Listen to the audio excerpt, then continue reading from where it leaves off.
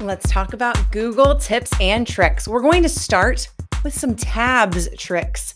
If you're wondering what I'm talking about, at the top of Google Chrome, we've got all these tabs, right? And I embarrassingly usually have a lot more open than this. I cleaned up for you guys. This is clean for me. So here's a tip I've shared before, but want to make sure you know it because it's a goodie. Do you notice how these do not have an X? They're tiny. They're called pinned tabs. This one on my to-do list, I might accidentally click the X and then it's gone, and that would be so sad. So what you can do is on the tab somewhere in the middle, I'm going to right click, or if you're on your laptop, you can 2-finger click on the trackpad, and I'm just gonna choose the word pin and watch what happens. Boom, it becomes teeny, and it also flies all the way to the left. You cannot accidentally close it. To be able to close it, you can right click or 2-finger click again and choose either unpin to make that go back to normal size, unpin, or I'm gonna go to one that's pinned right here. You could just choose close and then it would close that tab right away. So I'm gonna go ahead and pin that one back. Another tab trick that I really love is new. It is grouping tabs together. So here's how you group tabs together. For example, I'm working on this Choice PD presentation right now. If I'm like, oh, I don't need all these things open together, I can again right click on the tab at the top and choose Add Tab to New Group. When I click on that, it's gonna pop open a little window for me to name the group. So I'm just gonna name it Choice PD, because that is what I'm working on. And I can even choose a color. Ooh, let's go pink. Choice PD in pink. So I'm gonna click off of that. I don't want Meredith's to-do list to be in that, so I'm gonna move that out, but this is in there, Be Awesome is in there. I'm gonna talk about this during Choice PD. These all go together. Here's, oh, not Google Keep. Google Keep is not, so I can just pull it back out so it doesn't have pink on it. Go back to the top. Whoops, I pulled it to a new window, but I'm gonna pull it back and stick it in. Now it still has pink. I don't want it pink. Normally I can just pull it over to the side. There we go, out of the pink. So all of these you'll notice have a pink line underneath now.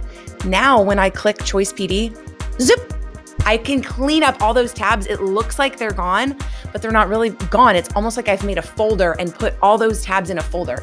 So I can zip them back out again when I need them, when I'm ready, zip, put them away again. So I super duper love this one for zip, getting things out, and zip, putting them back away.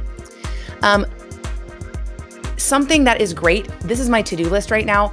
I've shared this one and I want to make sure you remember it. If I don't pin it, I don't put it in a group, I'm not careful and I'm clicking on things and oh no, I accidentally clicked close.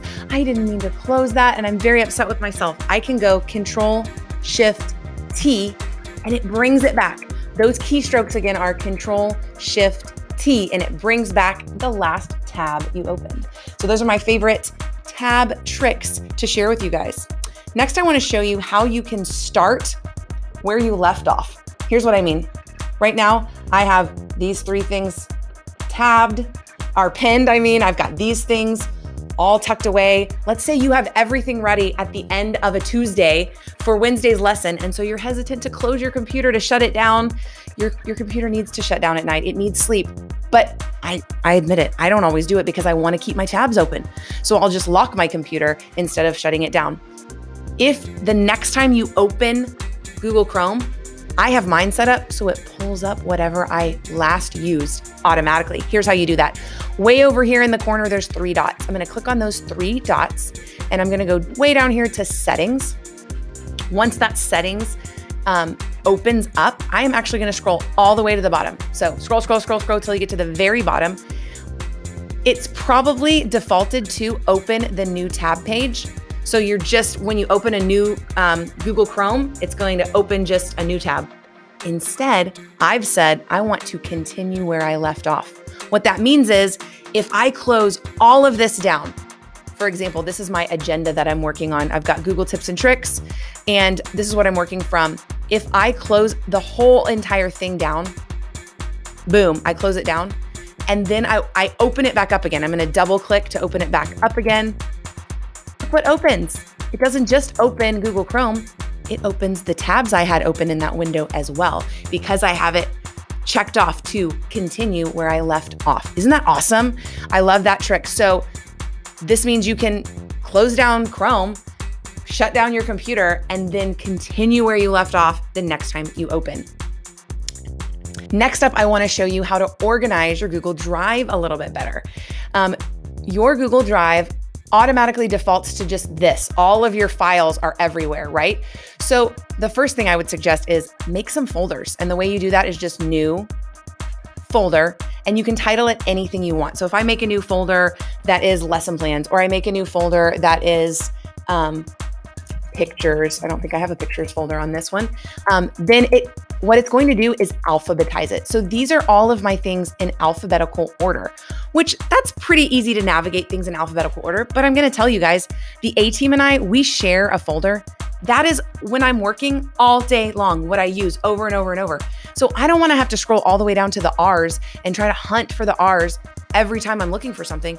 I want it to be at the very top. So here's how I got my most frequently used folders all the way at the very top. You already probably noticed it. What's different? I added a little emoji. If you add an emoji first, your emojis, when Google Drive alphabetizes, it puts emojis first. Next, it puts numbers. So you could also put them in number order. If you want something to be first, you could just put a 1 in front of it. And then after numbers, that's when it starts in alphabetical order by letters. The way that I got these emojis, because they make me happy, to put a little red bird for Renelle. I mean, come on. You can go to a new tab and go to Emojipedia.com. Emojipedia.com. This brings up almost like a Google for emojis. So I'm going to search for something I want. Heart, tiger, red bird, right? So I'm going to look up bird because we're the Red Hawks. And there's a red bird. I'm going to click on this one. I have to make one more click after this. I'm going to scroll down once this opens and hit the copy button. Then when I come back to my Google Drive, any folder that I just made, let's say I was working on that pictures folder, I'm going to right click on a folder that I want to rename so that it's at the top, and I'm just going to hit rename. So right click, rename, put that emoji at the front by pasting it. I could right click and hit paste, or I could hit Control V on my keyboard and that pastes it. Then when I hit OK, pictures is no longer somewhere way down low with the P's. It is right at the top with my other emojified folders so that I can get to it really fast and quickly. So that's a great tip for the things you use the most, you could have at the top. Last up, I would like to share with you a neat way of polling your class. You can set up a new class poll, and it could be this simple. Quick class poll. Here's your question, answer the question, and here's the answers, A, B, C, D. Here's why. Then you as the teacher verbally can ask any question ever and get responses right away. And I love Google Forms because if you click on responses, so this is the teacher version, right? This is what you see. When you click on responses, you can talk to the students right away. 83% of you chose A and 16% of you chose C. So you guys, I know why you might pick C, and you can do a little reteach. And then here's where the magic comes. Then you can just go up here. Did you know this was here? Click the 3 dots and say, delete all responses. Delete all responses. Are you sure? Yep, I'm sure. Now those 6 responses are gone, and I can tell the students, here's a new question that I'm asking verbally. My next question is, and you say the question out loud, you ask the students to answer on their device. Click over here and you will see the pie chart that was there a second ago updating in real time. If you haven't used Google Forms before, well, I know you've used Google Forms because our shout outs are in Google Forms every week, but to share, you don't send your students this link. You have to go to the send button and you're gonna send them this link right here. You can hit copy. And what that's going to do is, I have it already up. It looks like this. So for your students, it's literally that. After they submit their answer, submit. When you ask that, after you clear the responses, when you ask that second question, it's going to give them a choice to submit another response. You don't even have to do that, it does it automatically. So they can submit another response. It's question 2, it's question 3. They can keep answering. You can clear those questions and ask another. So this is a great way to have a quick poll and find out those answers from your students. I love that one. I hope you got some great Google tips and tricks.